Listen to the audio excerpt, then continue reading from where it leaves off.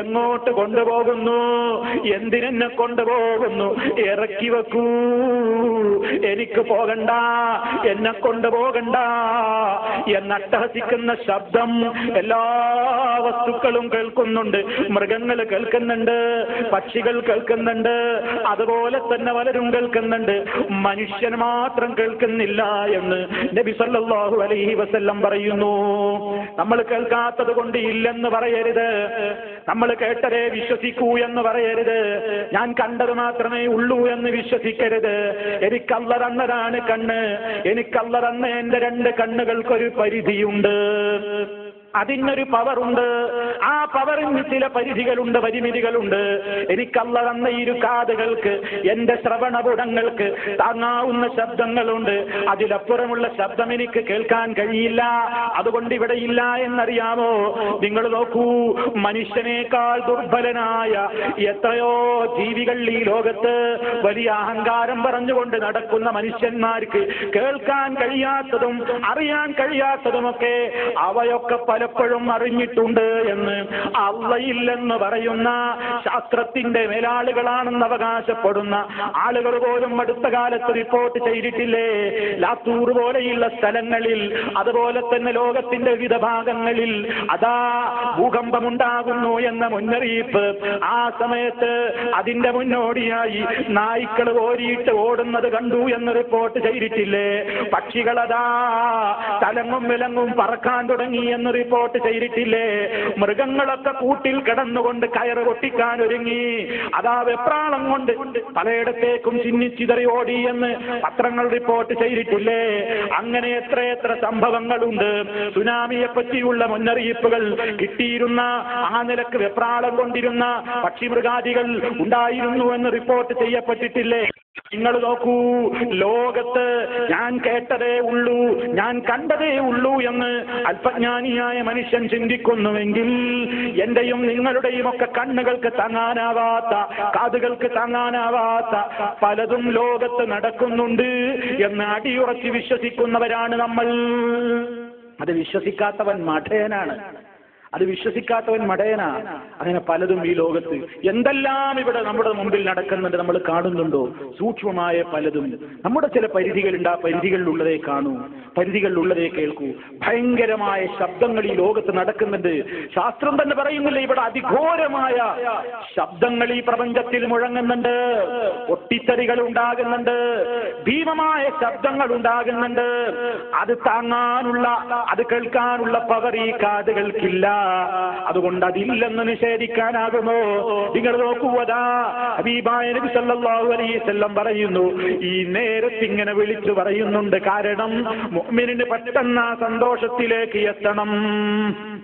കാഫിറിന് പോണ്ട, അവനങ്ങോട്ട് അടുക്കണ്ട. നിങ്ങൾ നോക്കൂ, മരണത്തിന്റെ ഈ നേരത്ത്, ആ മരണത്തിന്റെ നേരത്ത് മനുഷ്യന്റെ സ്ഥിതി എന്താണ്? അവന്റെ അടുക്കൽ അവന്റെ ഈമാൻ തട്ടിത്തെറിപ്പിക്കാൻ വേണ്ടി ഏറ്റവും കൂടുതൽ പണിയെടുക്കുന്ന ഒരു നേരമുണ്ട് ഇബ്ലീസ്. ഏത് ഘട്ടത്തിലും അവൻ മനുഷ്യനെ വിടാൻ ഒരുക്കമല്ല. ഒരു ഘട്ടത്തിലും ഇബ്ലീസ് മനുഷ്യനെ വിടാൻ ഒരുക്കമല്ല കേട്ടോ. പിശാചി ഏത് ഘട്ടത്തിലും ഹാജരാകുമെന്നാണ് നബി സല്ലല്ലാഹു അലൈഹി വസല്ലം പറയുന്നത്. ഇന്ന ശൈത്താന യഹ്ദുറു വഹദകും ഇൻദ കുല്ലി ശൈഇ നിങ്ങളുടെ ഏത് പ്രശ്നങ്ങളിലും, നിങ്ങളുടെ ഏത് കാര്യങ്ങളിലും അതാ ചെകുത്താൻ ഹാജരാകുന്നുണ്ട്, ശൈത്താൻ നിങ്ങളെ സമീപിക്കുന്നുണ്ട് എന്ന് നബി സല്ലല്ലാഹു അലൈഹി വസല്ലം പറയുന്നു. എന്തിനാ നേരത്ത് ശൈത്താൻ വരുന്നത്? ശൈത്താൻ എന്തിനാ നേരത്ത് വരുന്നത്? എടോ, ഇസ്ലാം എന്ന് പറഞ്ഞ മതം കൊണ്ട് എന്താ കാര്യം?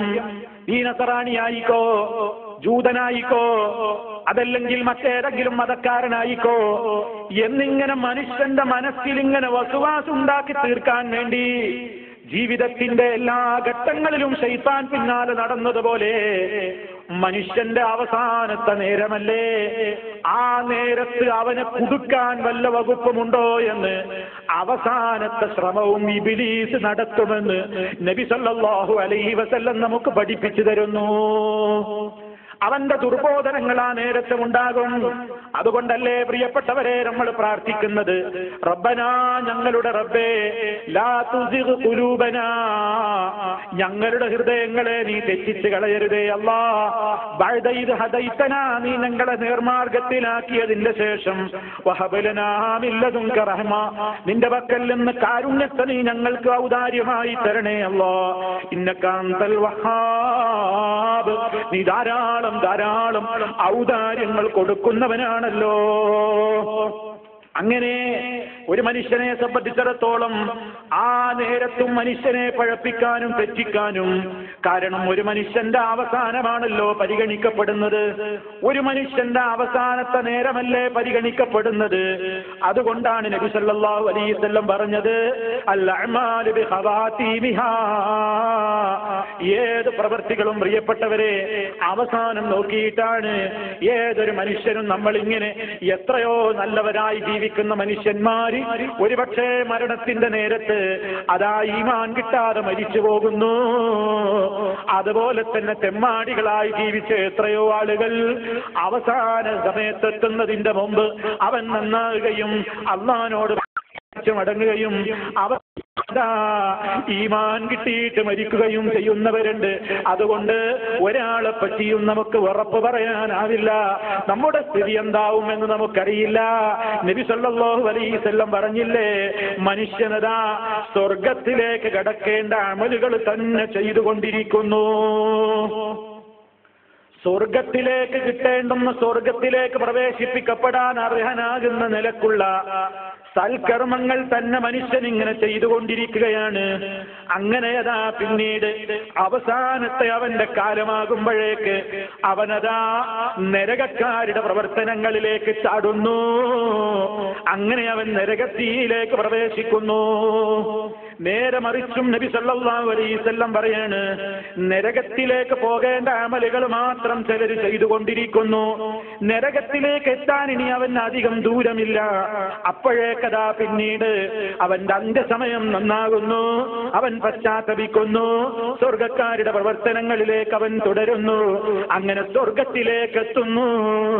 നബി സല്ലല്ലാഹു അലൈഹി വസല്ലം പറഞ്ഞ ഈ വാചകം വളരെ ഗൗരവത്തോടുകൂടെ പ്രിയപ്പെട്ടവരെ നമ്മൾ എടുക്കണം. അവിടെയാണ് നേരത്തെ പറഞ്ഞ ദുആയുടെ പ്രസക്തിയുള്ളത്. അല്ലാഹുവേ, തെറ്റിച്ചു കളയരുതേ ഹൃദയത്തെ. ഐഷ റളിയല്ലാഹു തആല അൻഹയോട് നബി തങ്ങൾ പറഞ്ഞു കൊടുത്തില്ലേ, എപ്പോഴും പ്രാർത്ഥിച്ചോളണം, യാ മുഖല്ലിബൽ ഖുലൂബ് സബ്ബിത് ഖൽബി അലാ ദീനിക, ഹൃദയങ്ങളെ മാറ്റിമറിച്ചു കൊണ്ടിരിക്കുന്ന റബ്ബേ, എന്റെ ഹൃദയത്തെ നിന്റെ ദീനിൽ നീ ഉറപ്പിച്ചു നിർത്തണേ. എന്താ നമ്മുടെ ഖൽബിന്റെ സ്ഥിതി? രാവിലെ ഒരു വിചാരം, വൈകിട്ട് വേറൊരു വിചാരം. ചിലപ്പോ തോന്നും നന്നാവണം, ചിലപ്പോ തോന്നും ഇതിലൊന്നും കാര്യമില്ല. ഇങ്ങനെ മനുഷ്യന്റെ മനസ്സിൽ ഇങ്ങനെ ഓരോ ഘട്ടങ്ങൾ വരുന്ന നേരം, അതുപോലെ മരണനേരത്തൊരു ഇഷ്കാല് കുടുങ്ങിയാലോ, മരണത്തിന്റെ നേരത്ത് ആ ഒരു തോന്നൽ വന്നാലോ, ആ നേരത്ത് നമ്മെ സഹായിക്കാൻ ആരെ കൊണ്ടാണ് സാധിക്കുക? ആ നേരത്ത് നമ്മെ രക്ഷപ്പെടുത്താൻ ആരെ കൊണ്ടാണ് സാധിക്കുക? അല്ലാഹു സുബ്ഹാനഹു വ തആലയെ കൊണ്ടല്ലാതെ ആ നേരത്ത് നമ്മെ രക്ഷിക്കാൻ ഒരാളും നമ്മെ രക്ഷിക്കാൻ വരാനില്ല. ദാഹം മൗത്തത് കൂട്ടിയിടും, ഇബ്ലീസ് കൂസിനെ കാട്ടിയിടും, നേരം ലഈനവനാട്ടുവാൻ ബദരീങ്ങളാൽ തുണ റബ്ബനാ. മരണത്തിന്റെ നേരത്ത് ബദരീങ്ങളെ കാവൽ തരണേ അല്ലാ എന്ന് അള്ളാനോട് ആ നേരത്ത് ബദരീങ്ങളുടെ കാവലിനെ ചോദിക്കുന്ന ആളുകളിലെ, അതുപോലെ തന്നെ ധാരാളം ധാരാളം ആളുകളോട് മരണത്തിന്റെ നേരത്ത് രക്ഷപ്പെടാൻ വേണ്ടി, മരണവേദനയിൽ നിന്ന് രക്ഷ പ്രാപിക്കാൻ വേണ്ടി, അതാ യാ കിറമൽ ഖൽഖി മാലി മൻ നലൂദു ബിഹി സിവാക ഇൻദ ഹുലൂലിൽ ഹാദിസിൽ അമിനി. ബുർദ ബൈത്തിലെ ഒരു വരിയാണ് ഞാൻ നിങ്ങളെ കേൾപ്പിച്ചത്. ബുർദ ആസ്വദിക്കുകയാണ് ചില ആളുകൾ. അവര് ബുർദ വലിയ കാര്യമായിട്ട് ചൊല്ലുകയാണ്. ഇതങ്ങളെ വിളിച്ചുകൊണ്ട് പറയാണ്, സൃഷ്ടികളിൽ അതിമഹത്വമുള്ള പ്രവാചകരെ, സൃഷ്ടികളിൽ അതിമഹത്വമുള്ള പ്രവാചകരെ, വ്യാപകമായ വിപത്തുകൾ വന്നണയുന്ന നേരത്ത് അഭയം പ്രാപിക്കാൻ തങ്ങളല്ലാതെ മറ്റാരും എനിക്കില്ല നബിയേ. അള്ളാന്റെ റസൂലിനോട് ഇവിടെ ഇരുന്നു കൊണ്ട് പ്രാർത്ഥിക്കുകയാണ്, നബിയെ, എനിക്ക് വ്യാപകമായ വിപത്ത് വന്നിറങ്ങുന്ന നേരത്ത് എനിക്ക് അഭയം ചോദിക്കാൻ, എനിക്ക് കാവൽ തേടാൻ അങ്ങയല്ലാതെ മറ്റാരുമില്ല നബിയേ. നബി തങ്ങളോട് പ്രാർത്ഥിക്കുന്ന ആളുകളില്ലേ, നിങ്ങൾ നോക്കൂ, ആ പദ്യത്തിന് ആ നിലക്ക് വിശ്വാസം പ്രചരിപ്പിക്കുന്ന കക്ഷികൾ കൊടുത്ത വ്യാഖ്യാനം കേൾക്കണോ? ആ കൂട്ടത്തിൽ അവർ പറയുകയാണ്, മരണം സർവവ്യാപിയാണ്, എല്ലാവർക്കും മരണം അനിവാര്യമായും രുചിക്കേണ്ടി വരും. എന്നിട്ട് എഴുതുന്നത് നോക്കൂ, മരണവേദന ലഘൂകരിച്ച് കിട്ടുവാനും ഈമാൻ നഷ്ടപ്പെട്ടു പോകുന്നതിൽ നിന്നും രക്ഷിക്കുവാനും നബി തങ്ങളോട് ഇമാം ബുസിരി ഇസ്തിഗാസ ചെയ്യുന്നു.